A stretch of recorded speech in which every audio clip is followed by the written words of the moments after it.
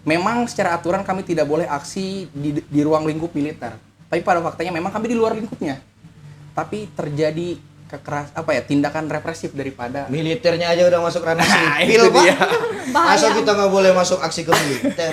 apakah negara hadir untuk melindungi hak-hak masyarakat terkait perlindungan penyampaian aspirasi ini? Apakah bangsa kita itu kekurangan rakyat sipil hingga orang-orang militer masuk dalam ranah-ranah sipil? Kalau militer pikirannya panjang, Iya. mereka nggak jadi tentara, mereka jadi sarjana. Betul Katanya sekali. gitu. Apakah kita kekurangan orang-orang yang mampu dan berkompetensi di bidang itu? Sedangkan militer emang punya kompetensi di bidang itu. Seharusnya kita mengadu kepada pimpinan gitu tuh. Tetapi ketika pimpinan hari ini mempertontonkan dengan sangat-sangat vulgar gitu, kita harus kepada siapa lah intinya mengadu. Hal darurat apa yang menyebabkan 3 batalion itu hadir di Kabupaten Lebak? Apakah daerah Lebak itu konflik? Provinsi Banten itu sepertinya tidak siap gitu loh untuk menjadi provinsi yang industri, tetapi mereka hanya haus dan lapar aja.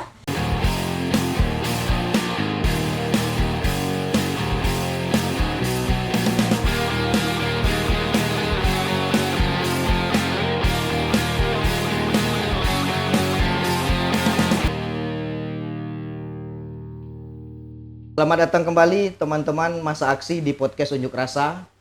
Hari ini saya Wira Piliang.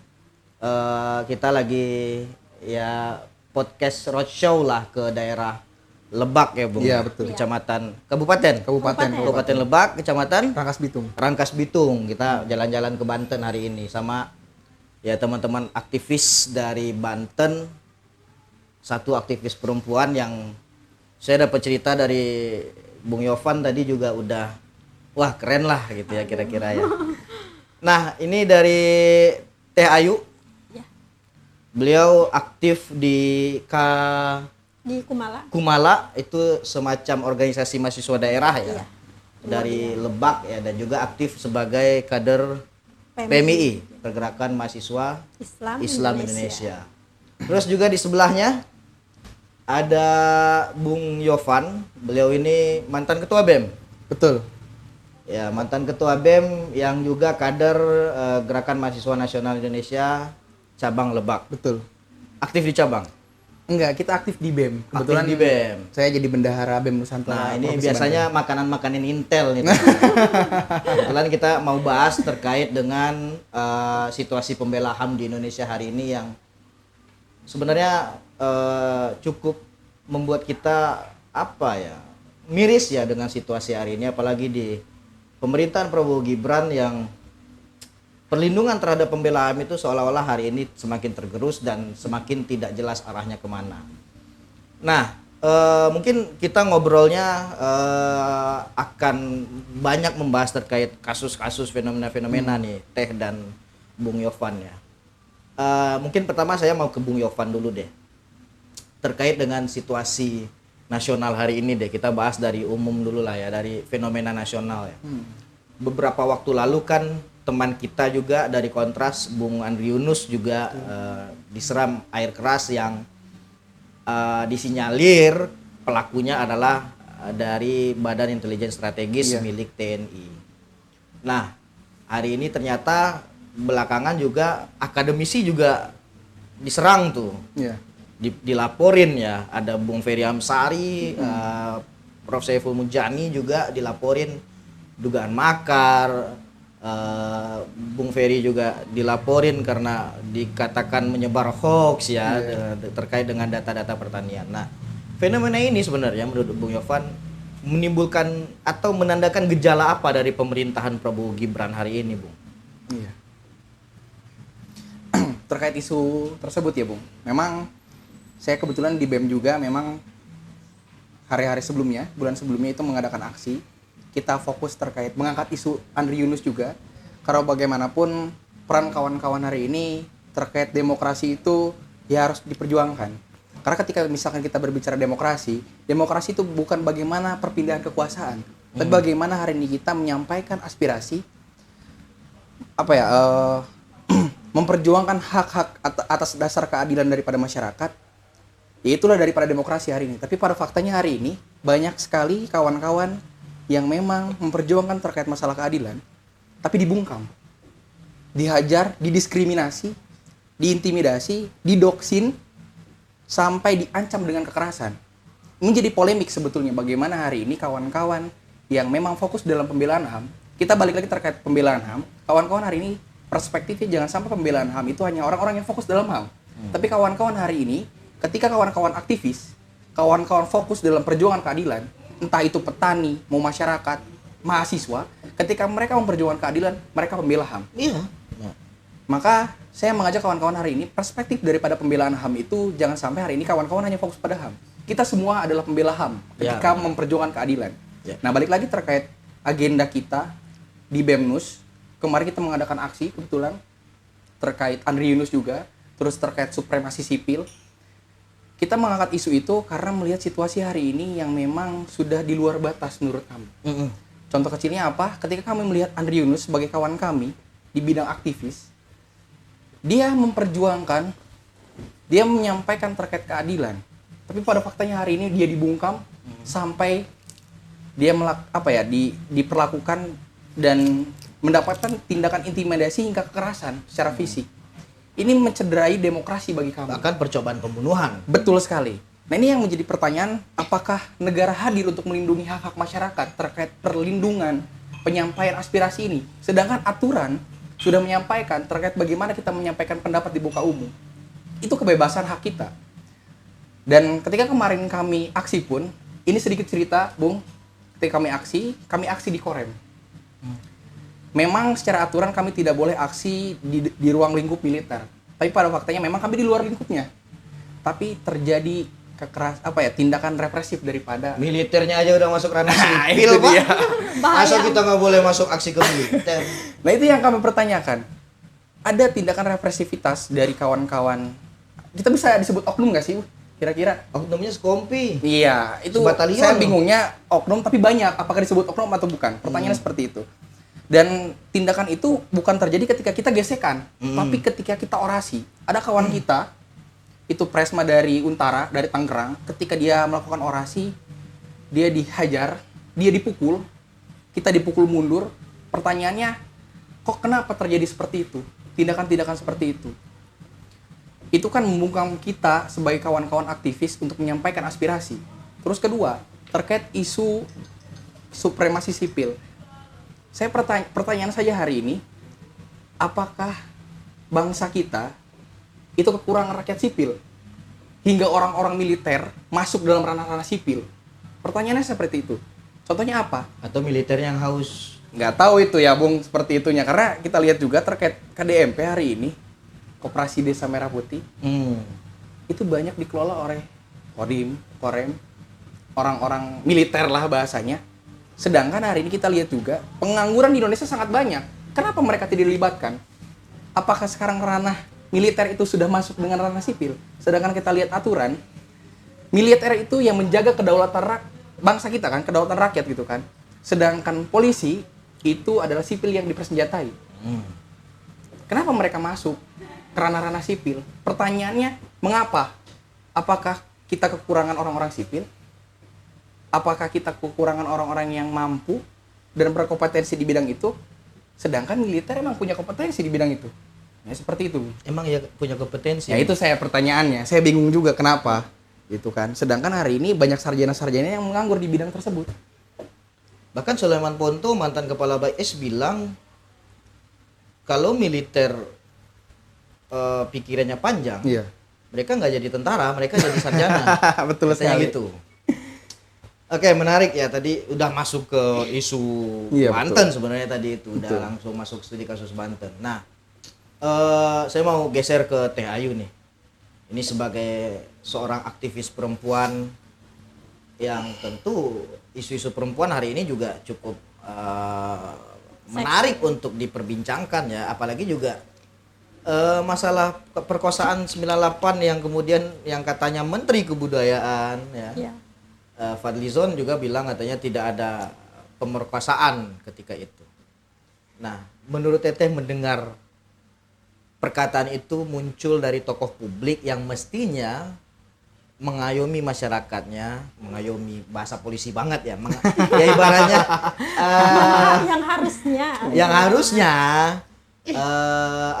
melindungi masyarakatnya atau katakanlah berdiri bersama rakyat lah barisan. Gimana menurut Teteh mendengar seorang pejabat publik dengan level menteri tapi mengingkari bahwa ada kejadian pemerkosaan massal untuk perempuan di 98 itu Teh? Oke ya Bang, sebetulnya simpel sih bagiku hari ini karena kasus terkait HAM itu terjadi bukan hanya untuk perempuan dan laki-laki saja, bahkan hampir keseluruhan mungkin hari ini pembela HAM itu betul-betul hanya dijadikan seperti ajang percobaan bahwa hari ini negara mempertontonkan tidak berpihak lagi terhadap rakyat atau tidak lagi sebagai pelindung terhadap hak asasi manusia itu sendiri. Karena kalau hari ini negara ataupun pemerintahnya melihat daripada Undang-Undang HAM Bang ya yang 1999 itu artinya hari ini harusnya melindungi gitu, akan tetapi perempuan yang tadi Abang katakan dia diperkosa, apalagi ada sebetulnya ada kasus Bang di Tebet ya, ada kasus di Cisauk bahwa di Cisauk itu pada 2022 ini menarik sekali, dia itu diperkosa, kemudian diperkosa 3 orang, kemudian dia dibunuh, tetapi kasus yang diangkat itu hanya pembunuhan. Sedangkan dari sudut pandangku berbicara tentang HAM itu bukan lagi berbicara tentang pembunuhan, tetapi dia ada pemerkosaan, ada terkait tersebut. Dan ini kalau di perempuan itu disebut dengan feminisme, di mana kegiatan pembunuhan ataupun pembunuhan yang memang mekanismenya itu ada gendernya gitu, ada ketimpangan gender terhadap kasus tersebut. Nah, sekali lagi Ayu menekankan bahwa hari ini negara sangat-sangat mempertontonkan. Negara mana coba yang hari ini mempertontonkan bahwa negara itu tidak melindungi manusia atau negara itu tidak bermartabat terkait hak asasi manusia itu sendiri. Negaranya atau pemerintahnya? Pemerintahnya maksudnya. Pemerintahnya bukan manusia kali ya? Kalau hari ini dilihat kan sebetulnya ya memang tidak manusiawi ya. Karena apa? Karena kasus HAM itu bukan terjadi hari ini saja Bang. Bahkan kasus Munir, Marsina dan lain sebagainya. Presidennya pelanggar HAM. Ya bukan hanya presidennya malahan semuanya. Begitu. Ya, tapi ini kan apa ya? Ya ngomongin perjuangan perempuan dari awal ya, dari sebelum kemerdekaan itu sudah banyak perjuangan perempuan. Betul. Apalagi juga di 65 itu ada katakanlah judgement untuk kelompok perempuan, Gerakan Wanita Indonesia Gerwani ketika itu yang dibunuh-bunuhin, dianggap dekat dengan PKI segala macam. Pada akhirnya kan kita terjebak pada propaganda. Nah hari ini saya mau tetap di THU nih. Seorang presiden Republik Irlandia mungkin ya bilang kalau teman-teman aktivis ini dilabeling antek asing lah, tukang makar lah gitu ya, mau menumbangkan pemerintahannya gitu ya. Betul. Nah, upaya-upaya semacam ini kan suatu pola-pola lama sebenarnya dari pemerintahan otoritarianisme Orde Baru ya yang dipakai ya. Dulu kan mungkin propagandanya adalah oh ini PKI. Iya betul. Hari ini dicap antek asing. Iya betul. Walaupun dianya sendiri mohon-mohon ketemu anak dari Donald Trump tuh yang mic-nya bocor tuh. Iya benar-benar. Kurang antek asing apa? Iya. Dan juga waktu 98 kabur tuh ke Yordania, ke Yaman gitu ya. Nah, ini dengan figur pemimpin kita hari ini, THU seberapa berharap sih hak asasi manusia itu benar-benar dilindungi dan benar-benar diberikan ruang di Indonesia? Kalau melihat pemimpin hari ini di negara kita ya Bang ya, tentunya harapan itu selalu hadir dalam hati nurani. Tetapi ketika memang hari ini pada faktanya kepala negaranya saja mempertontonkan bahwasanya dia pelanggar HAM, ya bagiku harapan kita sebagai rakyat yang benar-benar rakyat ini harus diharapkan kepada siapa? Apakah ke Abang nih gitu tuh? Kan mungkin itu kita harapan kepada individual sendiri ujung-ujungnya, kepada organisasi kita mungkin yang hari ini sangat membela HAM Bang. Karena apa? Karena berbicara, sekali lagi ayo tekankan, berbicara tentang bagaimana harapan kita, kemudian kemana lagi harapan kita, kemana harus mengadu, ya seharusnya kita mengadu kepada pimpinan gitu tuh. Tetapi ketika pimpinan hari ini mempertontonkan dengan sangat-sangat vulgar gitu, kita harus kepada siapa lah intinya mengadu. Maka bagiku hari ini hak asasi manusia di Indonesia ya tentunya sedang tidak baik-baik saja, karena banyak rezim-rezim yang bukan hanya disebut rezim, tetapi orang-orang jahat, orang-orang kafir mungkin bisa disebut Luar kafir biasa. yang hari ini sangat tidak berperilaku memanusiakan manusia gitu, Bang. Ya, ini nyambung juga dengan statement-statement pemerintah ya yang labeling atau Teddy bilang kita terjadi inflasi pengamat. Iya, betul. Dia nggak sadar kita juga terjadi inflasi pejabat, Pak. Kementerian kita berapa, wakil menterinya berapa. Kita juga terjadi inflasi militer hari ini. Betul. 1000 batalion teritorial pembangunan dipersiapkan. Sebelum saya mulai podcast tadi dengan Bung Yovan, saya sempat ngobrol. Saya mau ke Bung Yovan. Lebak itu punya 3 batalion. Betul. Ya ini kita juga berhubungan juga dengan teman-teman Cimahi yang ya kental juga dengan militer. Betul. Nah, dengan situasi seperti ini, bagaimana suasana demokrasi di Kabupaten Lebak menurut Bung Yovan dengan langsung bersinggungan dengan markas-markas tentara di Kabupaten Lebak? Iya. Sebetulnya saya bingung hari ini. Hal darurat apa yang menyebabkan 3 batalion itu hadir di Kabupaten Lebak? Apakah daerah Lebak itu konflik? Rasa-rasanya tidak. Apakah daerah Lebak itu sarangnya teroris? Rasanya tidak. Apakah hari ini memang Lebak itu menjadi tempat wadahnya terjadinya hal yang menyebabkan darurat kedaulatan negara? Faktanya tidak. Kita aman-aman saja. Dan saya lihat hari ini ketika banyak batalion, 3 batalion yang ada di Lebak, ini militer terlalu banyak menghegemoni, terlalu banyak masuk dalam ranah-ranah sipil. Ini saya buka saja ya. Contoh kecilnya, ini saya dapat informasi dan aduan daripada masyarakat. Ada salah satu THM, memang THM, tempat hiburan malam. Oh, oke. Ini saya dapat informasi dari masyarakat, itu yang backup itu batalion tersebut. Terkait minumannya, terkait pengamanannya. Nah, saya pertanyakan lagi hari ini. Emang tugas militer seperti itu? Apakah hari ini tugas militer membackup hal-hal seperti itu yang memang berbenturan dengan aturan daerah tersebut? Ya, balik lagi terkait tadi di Kabupaten Lebak tidak ada hal darurat apapun yang terjadi hingga melandasi batalion itu harus ada hingga 3 loh. Seperti itu. Kami sebetulnya bukan butuh militer. Kami ini butuh bagaimana pemerintah mewadahi terkait masalah-masalah daripada masyarakat sebetulnya. Entah itu dari pekerjaan, bukan militerisasi di daerah tersebut. Untuk apa gitu. Mungkin itu, Bung. Ya, berarti memang fenomena militerisme ini sudah tidak hanya menjadi isu nasional sebenarnya. Betul. Itu sudah menjadi isu daerah. Isu daerah. Dan semakin banyaknya komando teritorial, Betul. semakin banyaknya BTP, Batalion Teritorial Pembangunan. Ini seolah-olah menjadikan karpet merah untuk militer mungkin ya masuk ke ranah-ranah sipil. Iya, mungkin. betul. Terus juga saya menarik tadi dibilang kalau memang ini bukan daerah konflik, kenapa ada militer? Betul. Nah, saya teringat ke kalau nggak salah saya di Jerman atau di Amerika saya pernah baca. Jadi militer itu di satu negara itu cuma ditaruh di satu tempat doang semuanya. Dan tugas mereka memang untuk kalau katakanlah suatu lingkaran, tugas militer itu hanya di pinggir-pinggirnya aja untuk menjaga kedaulatan dari luar. Iya, betul. Nah, hari ini militer itu udah konflik masuk ke dalam. Betul. Makanya bersinggungan dengan masyarakat sipil akhirnya gitu loh. Nah, sepengalaman Teh Ayu nih misalnya sedang menyuarakan apa misalnya.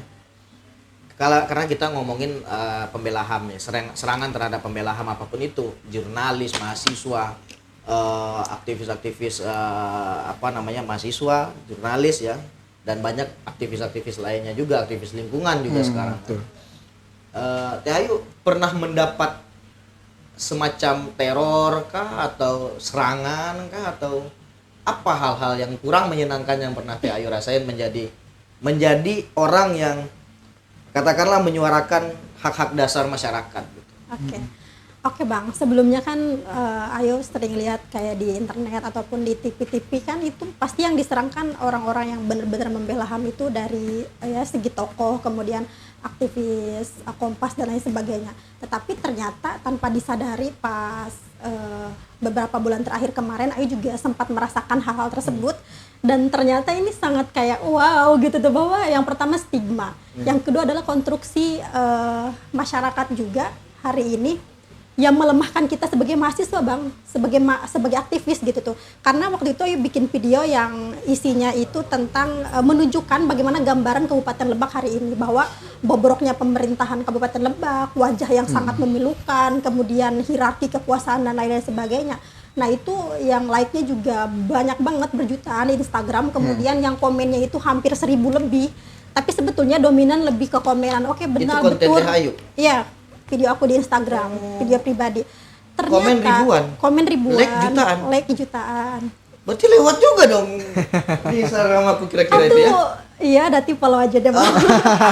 Dan ini ada yang lebih menarik Bang. Jadi ada satu komen ya awalnya, satu komen yang dia menanyakan intinya itu Teteh katanya sudah melakukan hal apa sehingga bisa berbicara sekeras itu, bisa menduga-duga pemerintah Kabupaten Lebak ataupun bupatinya seperti itu gitu. Nah kan maksudku itu emang kita menyuarakan hak kita, harus kita sudah membangun apa untuk Lebak gitu loh. Itu kan hak kita yang sudah ada, yang melekat sejak kita lahir maksudku Bang. Nah di situ tuh komenan, aku terus komen-komenan dan ternyata ujung-ujungnya dia adalah antek-antek bupati, itu yang pertama.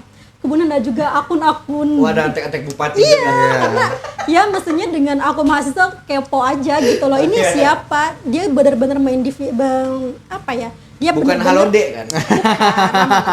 Kemudian ada beberapa juga yang sempat DM bahwasanya nanti ini ujung-ujungnya klarifikasi dan lain sebagainya gitu. Aku rasa kalau misalnya dia bukan orang lapangan itu bakal down mentalnya dan mungkin Pasti. juga akan menghapus videonya. Tapi aku malah menantang Bang. Saking menantangnya hari ini ya terus melakukan konten-konten tersebut. Itu juga salah satu bentuk kita membela HAM kan Bang. Bener.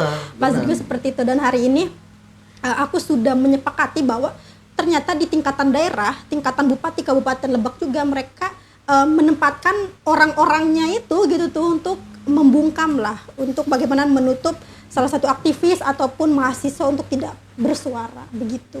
Karena aku sering Bang. Konten Teh Ayu yang diserang itu mengenai apa? Isinya tentang soal apa? Masalah apa yang diangkat? Nah, konten yang aku angkat itu waktu itu jangan ngaku orang Lebak kalau kamu nggak tahu yang kayak gitu-gitu Bang. Oke. Terus Fakta-fakta daerah. fakta, dan daerah. itu sebetulnya fakta-fakta sesuai dengan kita yang mengkaji, diskusi dan lain sebagainya. Karena waktu itu bupati dan wakil bupatinya kan lagi berantem, adu tojos. lagi gesrut. Waktu itu aja. Ya kalau sekarang sering aku bikin konten. Jadi nggak apa-apa kalian hujat, lebih semangat soalnya. Itu yang dipengen ya? Itu yang dipengen. Oke. Nah, itu kan sepengalaman Teh Ayu ya. Nah, ini Bung Yovan. Harapan Bung Yovan nih untuk kalau mau aku bilang harapan ke pemerintah kayaknya Susah untuk berharap. susah untuk berharap. Pesimis ya, tapi kayak Sakit soalnya berharap ke manusia gitu Bang. wah. Benar sih, apalagi ke Prabowo. Sama ke bupati juga sakit. Oh iya. Benar. Iya. Oke. Nah, harapan Bung Yovan termasuk ke pemangku kebijakan, termasuk ke masyarakat sipil yang hari ini kita tadi udah bahas juga, kayaknya ada fenomena kelelahan di masyarakat Iya, sipil betul, dengan pemerintah yang tiap minggu ada aja. Ya. Dolar, rakyat desa nggak pakai Betul. dolar, Betul, rakyat desa betul. nggak main saham lah. Apa ya, saya juga nggak ngerti. Nah gitu tuh ngomong-ngomongannya orang itu kan. Betul. Nah itu Bung Yovan gimana kira-kira harapannya? Sebelum menjawab pertanyaan tadi ya, saya ingin sedikit cerita terkait pertanyaan tadi Bung ke Teh Ayu. Oh, oke. Jadi saya juga sempat mengalami hal-hal yang tadi dialami oleh Teh Ayu. Ya. Tapi memang tidak secara langsung ke saya.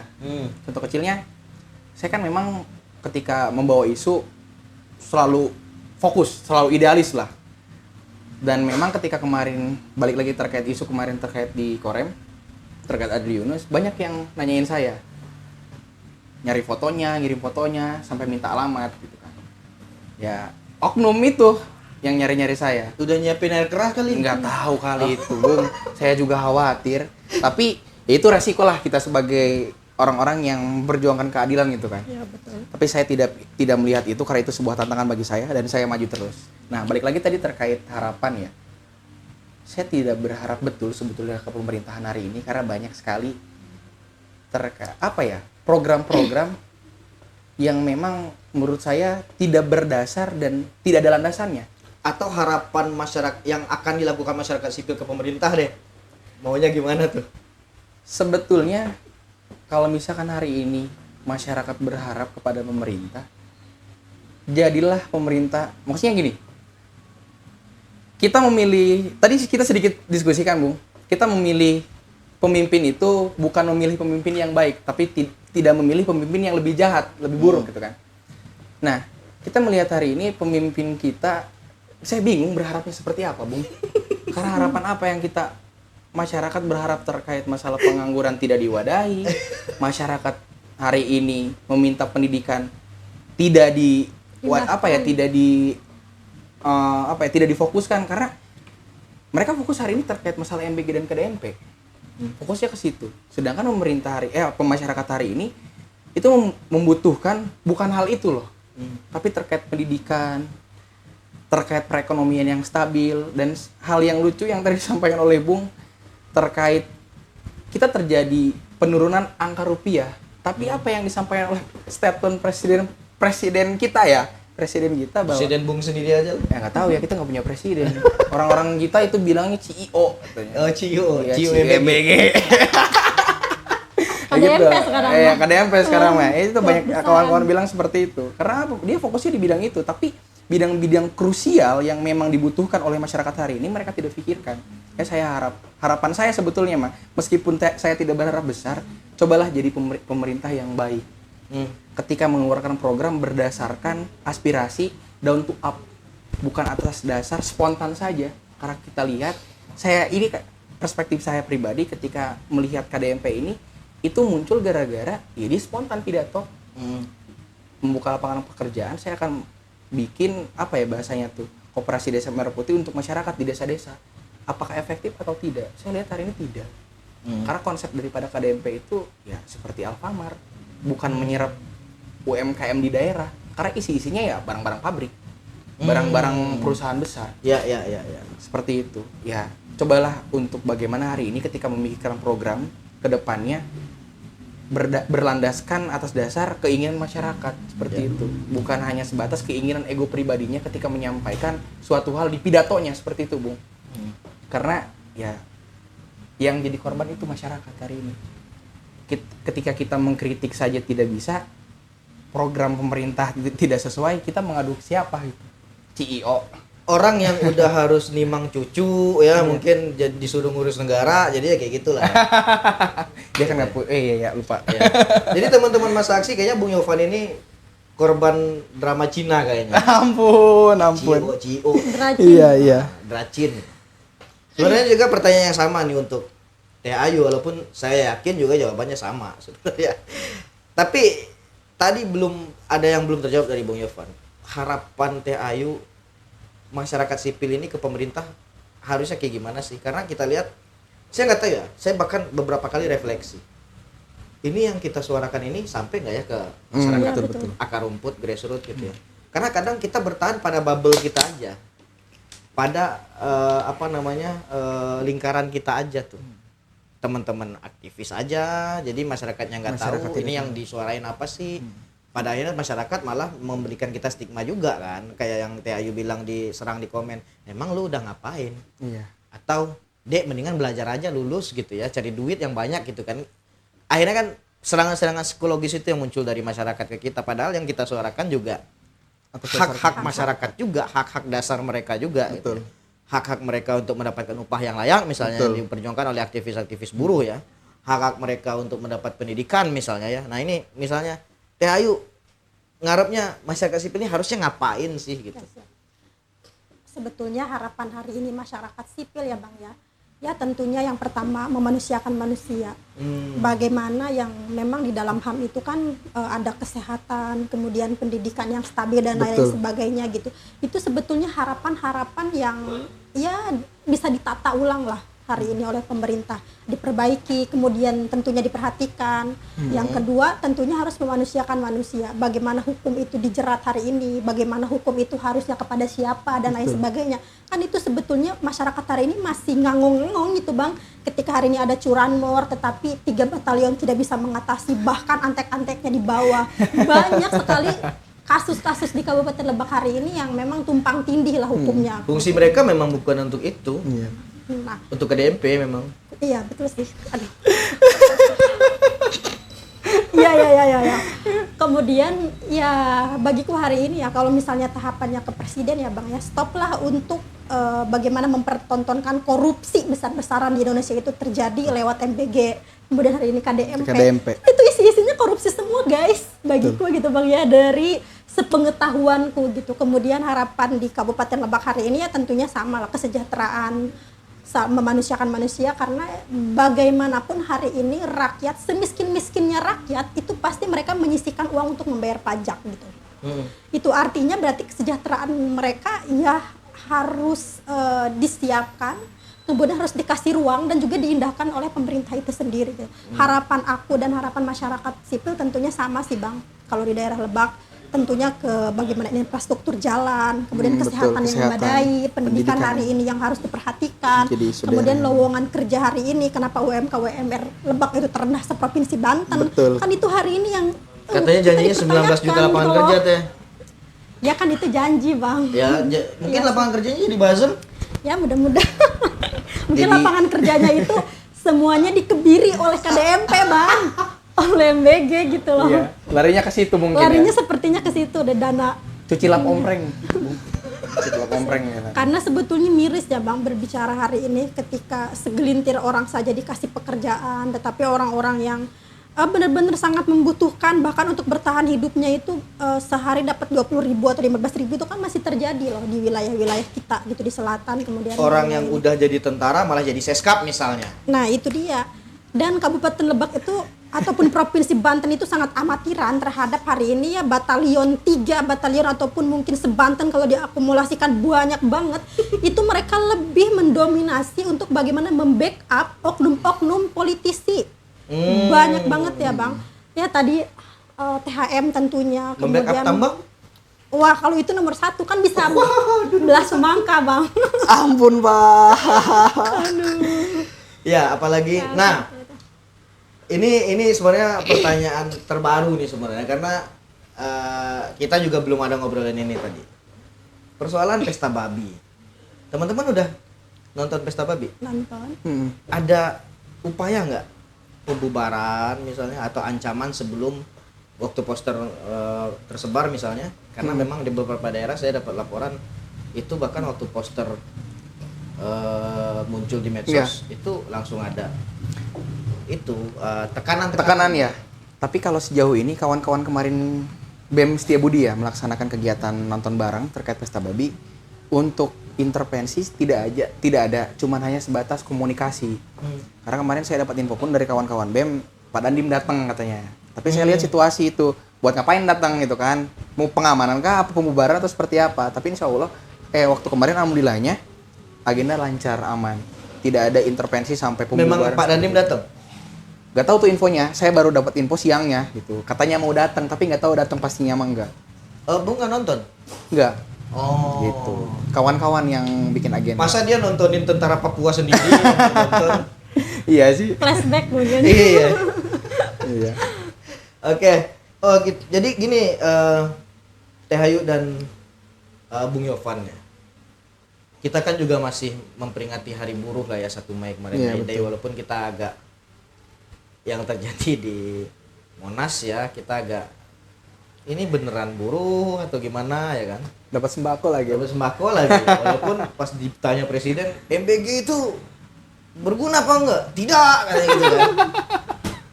Ya betul. itu persoalan buruh. Juga hari ini kita ngambil Tech Podcast di tanggal 20 Mei ya, Hari Kebangkitan Nasional. Hari Kebangkitan Entah Nasional. kapan bangkitnya saya juga bingung. Besok peringatan 28 tahun reformasi. Menandai runtuhnya kekuasaan Orde Baru Soeharto. Nah, kita balik lagi ke isu buruh nih, Teh Ayu. Karena Banten kan cukup banyak perusahaan lah ya. Cukup banyak lumayan. Perusahaan, pemain perusahaan cukup banyak. Nah, hak-hak teman-teman buruh dan juga bagaimana situasi pergerakan buruh hari ini, Teh Ayu, di Kabupaten Lebak lah khusus. Tentunya Banten ini salah satu gerbong industri ya Bang ya. Benar. Tetapi yang pertama kalau dibilang bagaimana hak-hak buruh itu, yang pertama hari ini kawan kami yang mereka pencari kerja itu harus membeli kursi di kerjanya. Jadi banyak yang berhutang, menjual sawah dan tanah gitu. Lah masih banyak calo-calo yang hari ini belum diperhatikan oleh pemerintah. Kemudian yang kedua ini yang masih hangat Bang. Jadi kemarin pas Ramadan ada salah satu pekerja di Banten buruh, dia itu tidak mendapatkan tunjangan hari rayanya. Sedangkan THR itu kan sudah diatur ya di ketentuannya. Kemudian masih banyak buruh-buruh perempuan hari ini yang tidak dipenuhi hak-haknya. Yang pertama hak ada ruang laktasi, kemudian hak cuti melahirkan, nifas dan lain sebagainya itu belum diperhatikan. Kemudian yang terbaru lagi di salah satu kota di kabupaten di Provinsi Banten itu ada pelecehan ataupun kekerasan seksual di mana dia ya diancam juga dan lain sebagainya, tetapi tidak mendapatkan keadilan yang memang hari ini masih diproses juga gitu Bang. Dan kemudian banyak sebetulnya kalau berbicara tentang hak-hak buruh hari ini yang belum diadili ataupun yang hari ini belum diindahkan oleh pemerintah gitu, entah apa yang menjadi kendala pemerintah. Tapi bagiku kasus dari THR yang tahun ini terjadi, kemudian ada gaji yang belum turun gitu dari pemerintah, kan itu sebetulnya menunjukkan bahwa Provinsi Banten itu sepertinya tidak siap gitu loh untuk menjadi provinsi yang industri, tetapi mereka hanya haus dan lapar aja, seperti itu Bang. Industri politik. Nah, seperti itu. Jadi industri pabrik-pabrik, di dalam itu politik-politik, elit-elit politik. Ngeri juga ini ya, karena Bang. Banten kelamaan dipimpin satu poros yang sama sih. Iya. Terlalu lama, berapa tahun? Tidak ter 20 tahunan kayaknya 20 Bang. 20 tahunan ya itu aja ya. Baru hari ini dirampas. Ya, termasuk daerah-daerah lain juga dirampas paksa kan. Iya. Kabupaten Jawa. Lebak doang nih, Bung. Belum selesai. Belum selesai. Tapi berafiliasi. Masih juga. Ini masih. hierarki. Ke keluarga. Ini keluarga banget ini Iya. Bang. Dari bapaknya, Bapak, teteh. anak tetehnya sampai sekarang adeknya. Nah, ini kan ya ini satu lagi ke Kang Yovan penutup nih. Ngomongin politik dinasti. Kan Kang Yovan fokus di Kabupaten Lebak. Iya, betul. Apalagi juga fakta terbaru saya dapat tadi ternyata masih ada kaitannya dengan dinasti politik Iya, dari betul. Ratu Atut, banyak lah Ratu-ratuan. terah kekuasaan ratu-ratuan ini ya. Nah, di masa itu ketika ya yang mungkin Bung Yovan belum menjadi pelakunya. Iya. Tapi cerita-cerita apa tuh yang didengar dari aktivis mahasiswa ketika itu, mungkin dari aktivis mungkin lingkungan atau dari aktivis buruh dan teman-teman jurnalis lain misalnya. Iya. Yang Bung Yovan tahu nih, apa kendala yang terjadi di masa itu kira-kira? Terkait dinasti ini, Bung. Mungkin ketika dulu saya dengar cerita ya. Saya punya senior juga sebetulnya. Ketika era dinasti ini orang-orang yang mengkritik dinasti ini ada sampai yang dipenjara, Bung, sebetulnya. Serius. Itu fakta. Dan itu senior di Kumala. Senior kita di Kumala. Yang di penjara itu? Betul. Dengan cara apapun itu. Itu yang menjadi apa ya? Apakah dinasti itu sekuat itu? Karena itu di era bapaknya. Ya. Di era bapaknya. Dan sampai hari ini pun sebetulnya kawan-kawan aktivis ketika melakukan aksi, ini Wabubnya sendiri yang bilang ketika kemarin ramai terkait isu bupati, isu di wilayah Lebak, kawan-kawan menyampaikan aspirasi, tapi bupatinya malah ke Jakarta. Tidak Sering terjadi lah di daerah. Ya itulah kabur-kaburan. Itu Wabubnya yang bilang. Dan istrinya membuat status. Nah itu dia. Apa itu? Arogan lah bener Arogan gitu ya. ya. Betul. Oke. Seperti itu yang terjadi. Dan memang hari ini sebetulnya kawan-kawan polanya itu beda dengan yang dulu. Mungkin dulu intervensi tapi sekarang merangkul. Dengan Untuk cara yang menutup mulut. Iya, dengan cara yang Iya, betul, sopan. betul. dengan cara yang lebih Main rapi, cantik main lah ya. cantik lah seperti itu. Itu pola-pola yang dimainkan sekarang. Dan ini menjadikan sebuah pembodohan bagi kami sebetulnya, kawan-kawan mahasiswa, ketika kritik itu dijadikan sebuah ancaman. Padahal pada faktanya hari ini ketika kita mengkritik suatu pemerintah, itu kan atas dasar keresahan daripada masyarakat. Ketika lihat Kabupaten Lebak, infrastruktur pendidikan kesehatan aja kurang. Masalah PAD aja tidak pernah selesai. Iya, betul. Karena ketika berbicara terkait masalah infrastruktur, mereka selalu berbicara kita nggak ada anggaran. Tapi sedangkan 21 tahun ya dihegemoni oleh dinasti itu, ya mereka ngapain aja? Kalau nggak ada anggaran terus, kenapa mau jadi bupati? Nah lu itu gitu ya? dia. Karena kan hari ini ketika misalkan mereka ingin menjadi pemimpin, harusnya ingin ada perubahan dong. Entah itu dari sebelumnya tetehnya atau misalkan bapaknya. Tapi pada faktanya hari ini perubahan itu tidak ada. Jalan ya seperti itu saja. Pendidikan ya sama aja. Kesehatan apalagi? Kesehatan apalagi? Padahal ketika berbicara terkait PAD terbesar di Kabupaten Lebak itu ada di rumah sakit, di bidang kesehatan. Tapi kesehatan di Kabupaten Lebak aja tidak layak.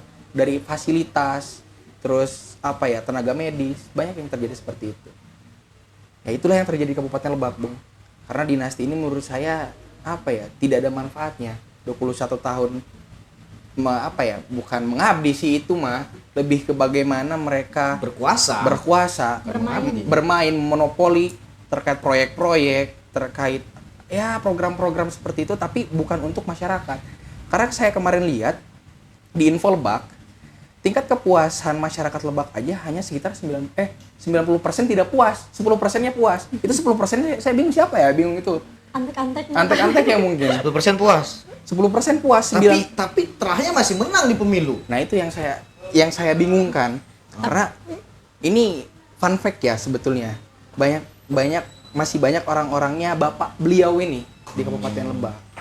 Makanya ya masih kuat mungkin hari ini ya. Timnya jalan. Ya, timnya Iya, jalan seperti itu. Maka dinasti ini terus berjalan seperti itu. Baik, Bung Yovan, Teh Ayu, mungkin kita udah sampai di penghujung ya. Tapi pada akhirnya kita tetap memberikan harapan yang sama sebenarnya untuk pemerintahan Prabowo Gibran, untuk situasi politik lokal yang terjadi di Kabupaten Lebak. Betul. Ya, semoga kita mencapai titik kemerdekaan yang 100% adanya. Iya, benar. Baik teman-teman masa aksi, kita mungkin sudah sampai di penghujung ya. Jadi ya inilah kesempatan kita. Saya juga berterima kasih kepada Teh Ayu, Bung Yovan yang sudah menyisakan waktu dan kesempatannya untuk ya katakanlah kita berbincang ya, atau ngobrol santai aja ya. Baik teman-teman masa aksi, kita jumpa lagi di kesempatan berikutnya. Semua orang punya hak untuk bicara.